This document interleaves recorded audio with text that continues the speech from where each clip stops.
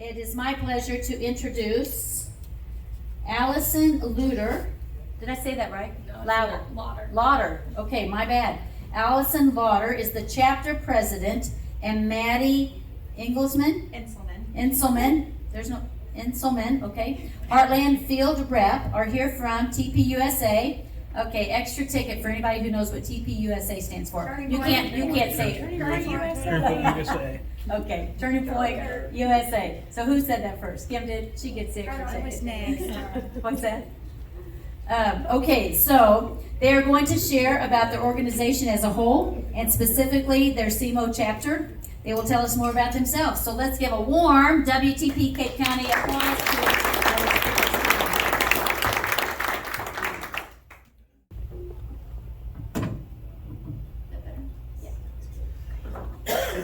With me so we can click through. Yeah, I'm sorry, okay. I'm a mouse person. You can disable that if you're a touchpad. Oh no, it's okay. I have it right here. Okay. I'm just gonna click. All right, everyone. So we are from Turning Point USA. So hand raise vote. Who knows what Turning Point USA is already? All right, good. Lots of people that need to learn. So first of all, my name is Allison Lauter. I am the chapter president of the Turning Point USA chapter at Southeast Missouri State University. I am a senior majoring in multimedia journalism. Don't hate me, just kidding. And I have a political science minor. So I'm really excited to get into that. I'm starting plans for my future. I do not want to go into politics, and I do not want to be a journalist. But I'm on the side of the media that calls the politics and the journalists out. So Maddie, if you want to introduce yourself. Yeah, I'm Maddie Inselmann. I am the Heartland Field Rep, so I oversee all of the college chapters in Missouri and Southern Illinois. So at the moment we have about 20 chapters, which is pretty successful for what's going on in these two states. And I have been with Turning Point for 3 years now. I actually started up in Wisconsin, but this is my second year here in Missouri. Okay, so we'll move on with just a little bit about what Turning Point USA is, for those of you who don't know. Turning Point USA was founded in 2012 by Charlie Kirk, who eventually just had enough of the left and wanted to educate students like himself. He was very young when he founded Turning Point on what their constitutional rights are. So as you can read up there, Turning Point is a nonpartisan political organization that focuses on the founding values of America, like free speech, the Second Amendment, fiscal responsibility, limited government. We encourage students to vote. We basically just tell them to wake up and not be indoctrinated by the left. Okay, so that's just a little bit about what we do, which I kind of already said. At the SEMO chapter and Turning Point USA in general, we try to educate other students, like I said, on what their rights are, what's going on locally. We've had a little bit of involvement with the elections here and just educating students to go out and vote and what's going on in the world. Right now, everything with Trump going on right now, we've tried to educate students about that. Because when you are a student, you do get caught up in the whole school life, so you don't really know what's going on. So our chapter kind of is that outlet for students. Then we just identify problems, empower other like-minded students to come join us or be with us, organize students, mobilize everyone together, and then just register everyone to vote. Okay, so more specifically about the chapter that I run, we have meetings every other week. We only have 2 left of the semester because our semester ends soon and we have finals week. We end like early May, so not much time left. But then at these meetings, we really just discuss current events going on. Turning Point also puts out a list of like topics, so to say. So this week is Big Tech Sucks Week. So we talk about why we don't like big tech. Last week, it was like Socialism Sucks Week. So we tried to tell students, which students are very prone to liking socialism. So we try to tell them, do not like it. It is not good. You have been lied to. But we have engaging activities throughout the campus. We do free speech wall, which is like just a big board and people can write whatever they want on it. We also have a giant beach ball that we use sometimes for that. We do movie nights and then voting boards. So one of our voting boards is taxation theft, and it's just a big board. And we walk around to students and we have yes or no. And students are like, what? And then that's a way for us to kind of talk to the students more personally instead of me being up here at a big meeting. So yeah, we do host 1 to 2 larger events each semester. This could be a large social event or really anything you can think of. In the past, they've done like a giant movie night across campus or a debate between students, a political debate between students that will sign up for it. And then we also present to community groups like we're doing right now to gain support and to tell you that you are invited to our meetings, and it's important not only for you guys to know what's going on, but for you guys to educate other students and your children and your grandchildren about what's going on. Sometimes a lot of students, or even kids in general, they don't want to know what's going on. They're very out of tune. They say, why does it matter to me? When really they're the ones, like you guys have said before, that are going to be fixing all of the problems that are happening right now. So yeah, that's a little bit more about what we do at the SEMO chapter. So these are some photos actually of me and some people in my chapter. This is us at meetings, at these larger events. We table a lot where students just walk by and we talk to them. So I just kind of wanted to show you guys that this is actually what we do. Everything's very fun and definitely appealing to students while still getting our message across. So as a national org, we host conferences throughout the year for students and community members.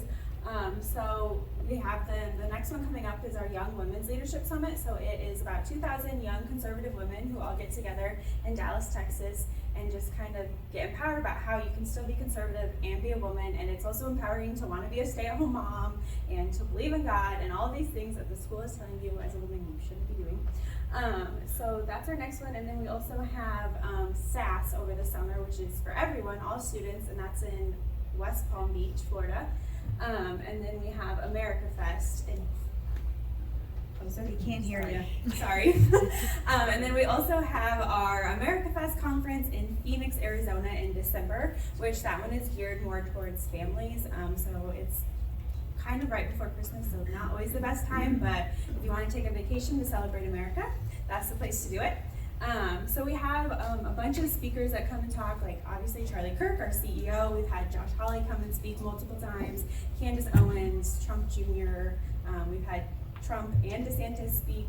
So kind of just all the big political conservative names that you can think of. We try and get them there just to encourage students to keep doing what they're doing and don't back down from the fight. And then we also, over the summer, have our Chapter Leadership Summit, which we pick about our top 500 chapter leaders, and we take them and we do a 2 to 3 day training in Florida and kind of just like encourage them to keep going and give them resources. They get to meet with their regional managers, who they don't always often get to meet with, who've been obviously have more experience. So yeah, and that's about it, yeah. Yeah, so I've been to just about every single one of these conferences except the Young Women's Leadership Summit. The Chapter Leadership Summit was my first one, and it was probably the most life-changing experience I ever went to.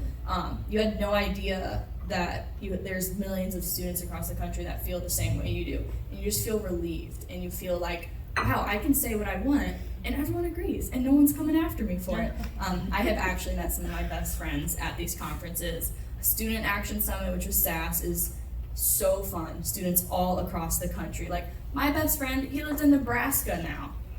What? I would never have met him if it wasn't for this. And yeah, America Fest, I actually just went to. Me and another member on my exec team just went to. Maddie was there. It was really good. It was really good. It's so crazy. It's so fun. They're very much so worth it. So then I have a little bit of pictures from these conferences that I have attended. All pictures that I have taken myself. There's me and some of my chapter members. You can see Kaylee McEnany spoke, Josh Hawley up there. And then you just meet with all of these other students, and it's a really great opportunity if you guys have children or grandchildren that want to get involved or that come home and say, wow, this really made me mad at school today. Or do you know what this person just did? Tell them about us and tell them to come to our meetings. We're open to anyone, you guys and your children or grandchildren. These are just a great way to get involved.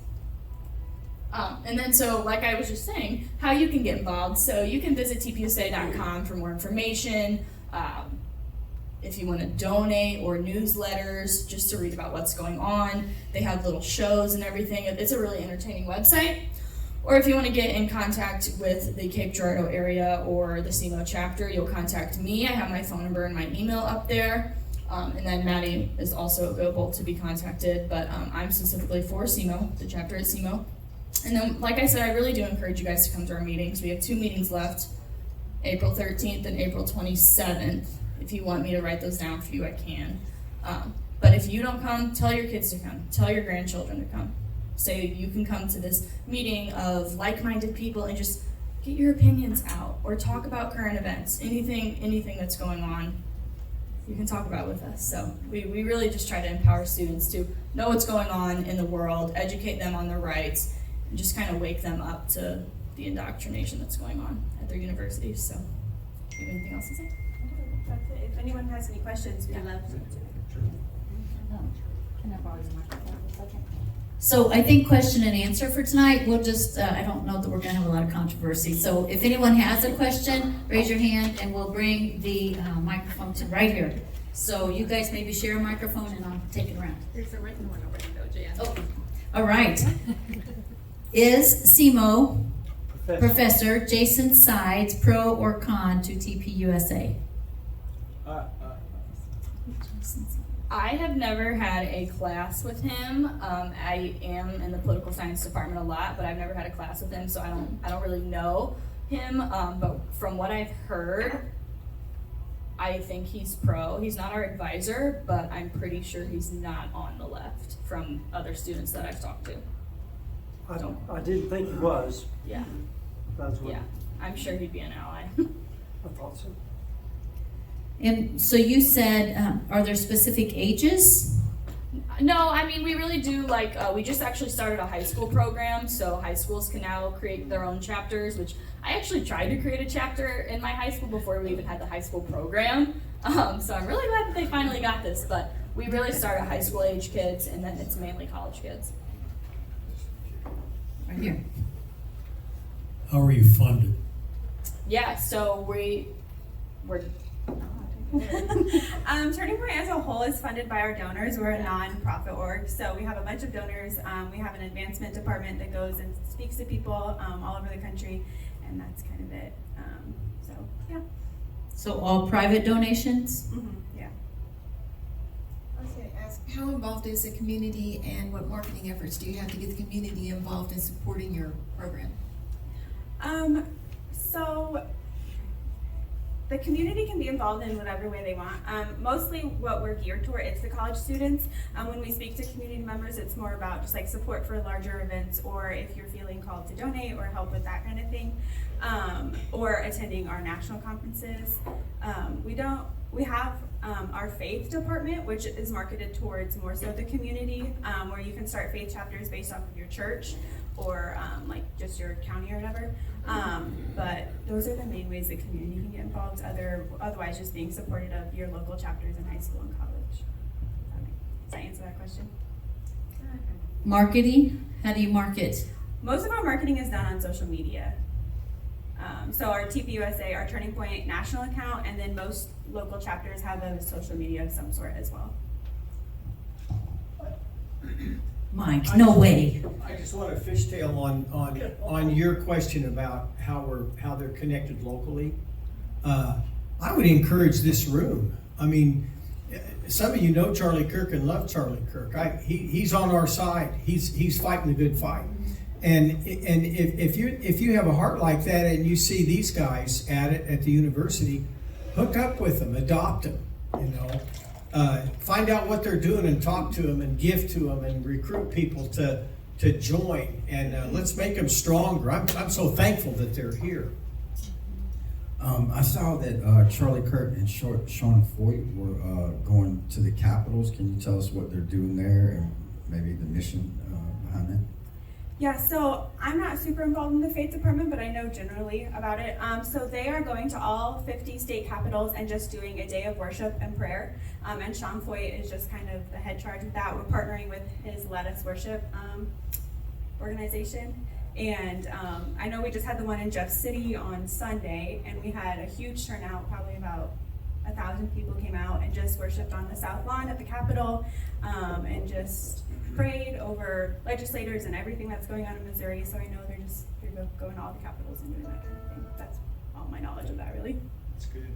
Yeah, we heard about, there was a lot of coverage on our social media sites about the Capitol. I'm certainly sure that mainstream media didn't cover it, but did you guys all hear about that this week at the Capitol? Marnie went, and a few other, Brenda Hopfer I went. met her. Yes. So it was a big day there. Questions? Yes. Do you get much pushback? And have you seen any, I don't know what you call it, any effects or anything from the WEF? Do you want to talk about the perspective you guys go on campus? Yeah, so you would think being in a predominantly red region that we wouldn't get a lot of pushback, but we actually do. Every single day, every single time we table, it's actually really bad. Once you step on a college campus, it's bad. Oftentimes I find that there are a lot of like-minded people. They're just scared. They don't want it to affect their grades, which is valid. I mean, I've had that concern also. Or they don't want to lose friends over it. I've lost a lot of friends over it. And it really just comes down to what's most important to you. But yeah, there is a ton of pushback on campus. We've been investigated. We have people yell at us. It's not normal. Those people are not normal. Didn't y'all get, you guys had a drive for gifts and someone stole your gifts, didn't they? Yeah, we actually were doing a toy drive last year, donating for Toys for Tots, and people stole our toys. So I was like, wow, now you're messing with the children. That's great. So, but they returned them and they put more in there, but it was the principle of the matter. So yeah. The other side of that question. So, yeah, WEF. So the World Economic Forum, are you aware of Global Shapers being on the campus, or the World Economic Forum at all? Really something that we've encountered a whole lot of. No, I They're know here. here at SEMO. They're here. If you didn't know, they are here. Okay. We've documented and everything. It's something you really need to check into and start trying to find out. What are all the different groups? Yes, the Global Shapers, but I will put you in touch with Michelle Latham, and maybe we can, you guys can put aside an hour or so to chat about that. Very important, right here in Cape Girardeau, Missouri.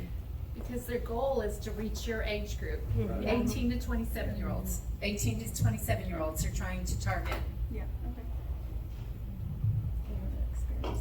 Can we pray for them before we get done? Absolutely. Pray for that outfit over there. Any questions? We have time. Yes. Since you're both college students, do you have any comments on Charlie's book, The College Camp?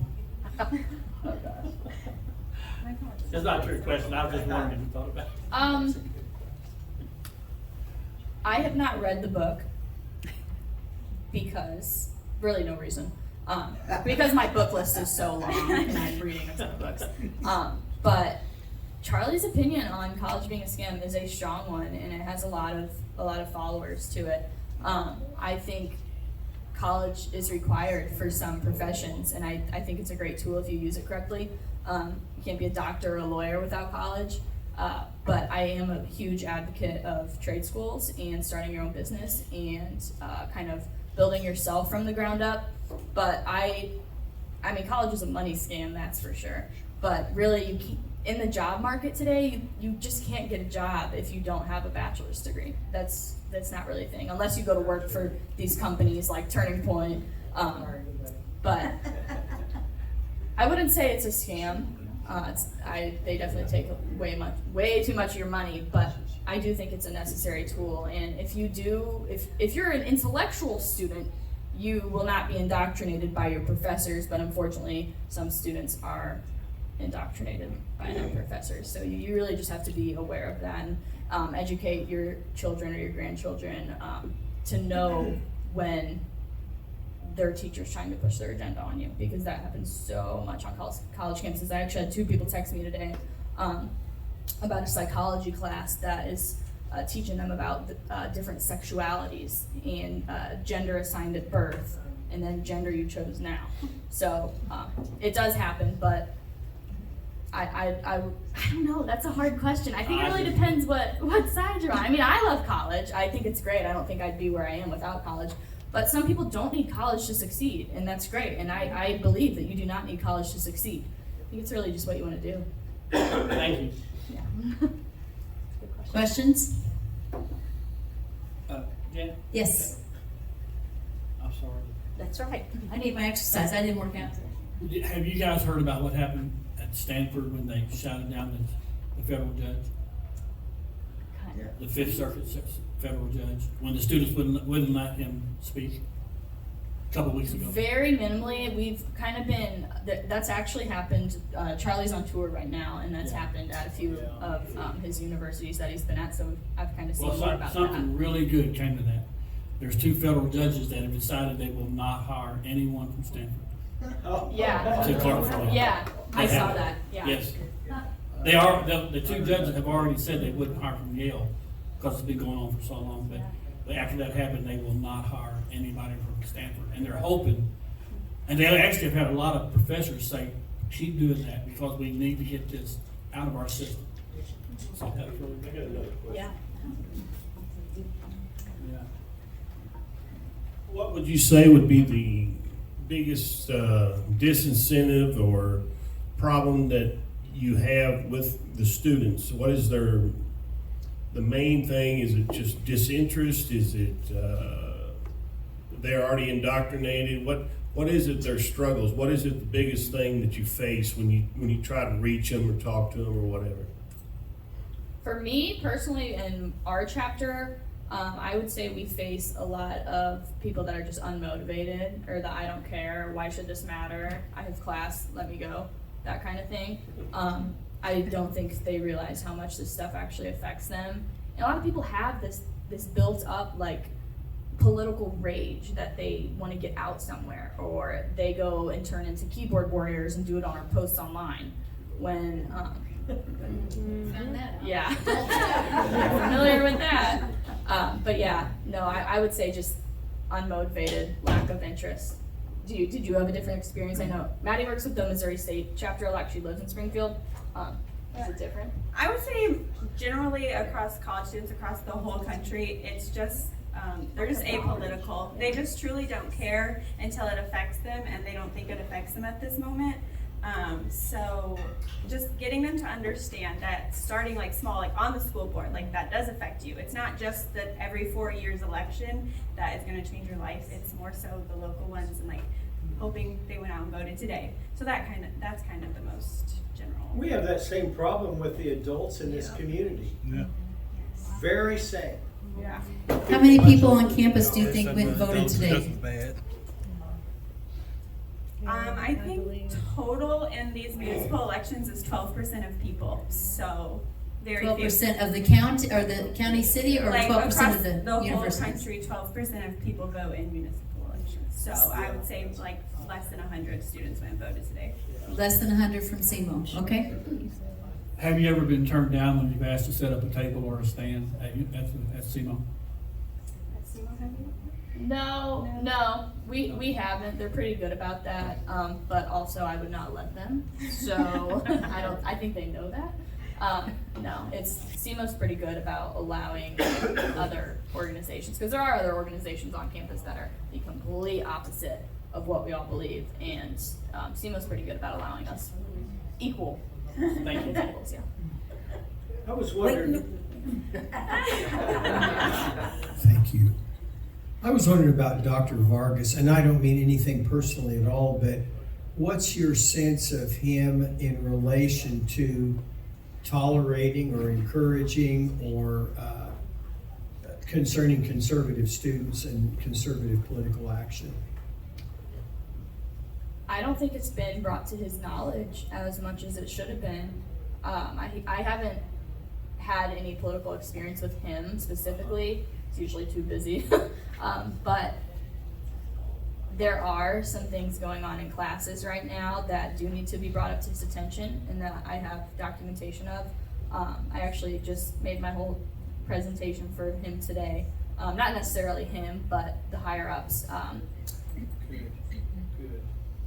Like I said, there's stuff going on in classes right now that they do need to be aware of, but it's not like there's campuses that are worse than others, and SEMO's, to be honest, is not that bad. It's really not that bad. It's not like there's leftists marching down Normal Avenue calling us out. It's really not that bad. I think when this stuff does get brought to his attention, though, he will start paying more attention to conservative students. Good. So you let us know when you have your meeting set up, and we will pray for you at that time. That's correct. I will. Thank you. That's correct. How were you all elected, or how did you get in your position?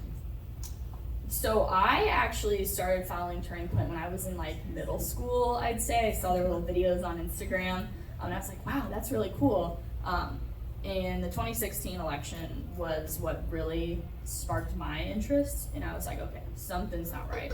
So then I got involved. Like I said, I tried to start a chapter in high school, not knowing that wasn't a thing yet. So I've always been one step ahead. But then once I got to college, my freshman year, I'm only in college 3 years. I'll graduate in 3 years this May.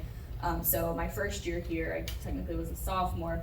I went to their meetings, and their president and vice president were graduating.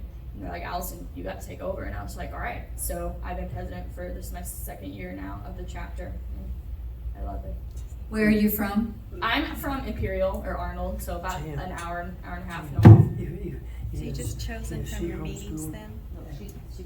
Are you homeschooled or? No, I went to public school and Public I school. loved it. In I loved Festus, my high Imperial. school. It was great. Yeah. Amazing. Yeah. Who else has a question? I'm sorry, can I do one Ted more, and then then I'll Kim. shut up? I'm not, I never shut you up, Ted. Is there a policy in SEMO about recording lectures? Is it up to the college or the professor, or is it allowed at all? Honestly, I think it is allowed, but I'm pretty sure you have to tell the teacher, like, hey, I'm going to record this lecture. I'm not entirely sure, though, because that has changed this past year. But there have been instances, like, if it's a public space or something, where I will voice record everything. Really? And video everything. But that could be the journalist in me. So, yeah, I think it's up to the professor and what they think, but there's also, like, laws, like if you're out somewhere, I can take a picture of you and you can't be mad about it. Thank you. So we have a grandson that'll be entering high school next year, and I'm interested in finding out more about the high school chapter, if you have that actually organized in Cape now. And the second thing I would like to know is there something that you can recommend that we should talk to him about, warning signs or anything like that in high school, to just have that conversation? Is it a particular class? Is it a particular group? Is it an ideology that we're not aware of, that we just want him to be on the lookout for, and you recognize it not just because you were in high school, but because you see freshmen coming in from high schools that may talk about that or resist you because of that? What is that? Yeah, so there are, to answer your first question, there's no current high school chapters in Cape Girardeau. Cape Girardeau, the high school doesn't have one, Jackson doesn't have one. So if he wants to start one, talk to Maddie, because I will be graduating that. Talk to Maddie. But I would say warning signs, question everything. Question everything. Even you guys, question everything. They will try to indoctrinate him. I have found it in U.S. history classes, government classes, obviously. But then I've also had instances where a math teacher will say something, and I'm like, you're supposed to be teaching me math. Why are you talking to me about that right now? I actually am in a health class right now, basic elective, and I just had to do an assignment over how great Planned Parenthood is. Oh my God. And I was like, what do I do? Like, it's, so I would say to question everything and to be on the lookout for those classes that are, that do involve politics. Any government class, any U.S. history class, because teachers will try to twist history and they'll try to make students believe that something happened or something didn't happen, whether we agree with it or not, to try to make their students think a certain way. And this starts really young. We're seeing this start in middle school now. So I mean, Like what? the indoctrination, them pushing their agenda. Like what is the history, revisionist history point that they're making now in middle school or junior high or whatever? Yeah. What is it they're changing? I have seen so many things. I have 3 brothers, and they've told me in their government classes and in their US history classes, they'll come home and say, we learned about this today. And I'm like, well, tell me more about it. And I'm like, that's not actually what happened. Read this book. Even if it's just a simple fact about the Civil War or about slavery or something. Or they like to focus on the Civil War, I'll be honest. But I mean, a specific thing, there's really no thing. There's no specific thing. There's no specific point in history that they're changing. It's up to the teacher, which the teacher should be able to decide, but they can't change history. So, does that make sense? Am I answering that? Yeah. Okay, just tell them to question everything and tell them to be in tune with what's going on locally and nationally, because teachers will make comments, and I was known in high school. I was the known elephant in the room in high school. So how did you become the elephant in the room? Did your parents teach you at home conservative values and the truth of, because this is a good message for parents, conservative values and the truth of history? And yes, definitely. I have two great parents. They've been married for like 25 years. I was brought up traditionally. I'm Catholic, so in the church. I went to public school, and they definitely instilled those values in me from a young age. I would say so. And parents don't do that now, but parents play such a vital role in their children, and that translates into their schooling. I was always taught not to just sit there and be indoctrinated. I will call them out for it. I will say my opinion. And I mean, sure, it might affect my grades sometimes, but that's the war that we're fighting. So, yeah, it's all about the parents, you guys. Yes, that takes us back to the demise of the family, and that was. Your paper that you need to write, they are one of the greatest organizations for every evil known to mankind. So you got a lot of them to list. Yeah. Their greatness. I actually just want to speak to Kim over there. Kim, there are actually books written. Back when I was homeschooling, there are books written about revision history that you can get and I'm sure you're familiar with them, where they actually point out the source documents and what's been changed. Because it's subtle in a lot of ways, so it's hard to say, well, this is the thing. So if you need any guidance on that, I can dig in. I probably got some on my shelves yet. Anyway, once a homeschooler, always a homeschooler. I know Candace Owens talks a lot about history and how it's been changed by teachers. So I'm sure you can Google that and find those videos. If you have a question, raise your hand so we can bring you the microphone. We can.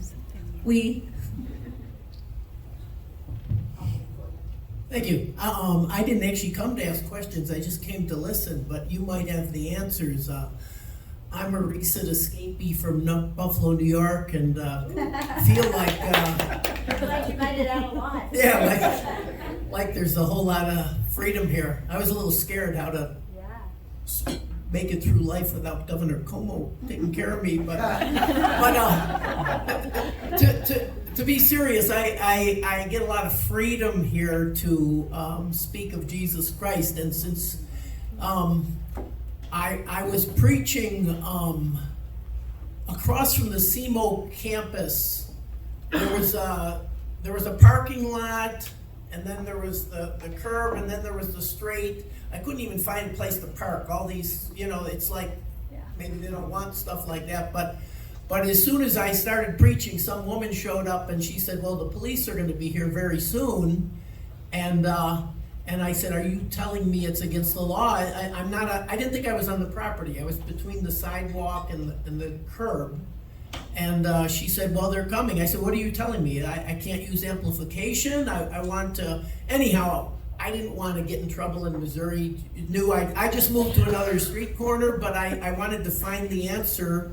If I'm not on their property, or is that a okay place to preach? I don't know who that was that told you that, but she is wrong. SEMO is a neighbor lady. It seemed like a all college community. Public institution, and you can come stand on Normal Avenue right in front of the library and do your thing. You can hand out Bibles.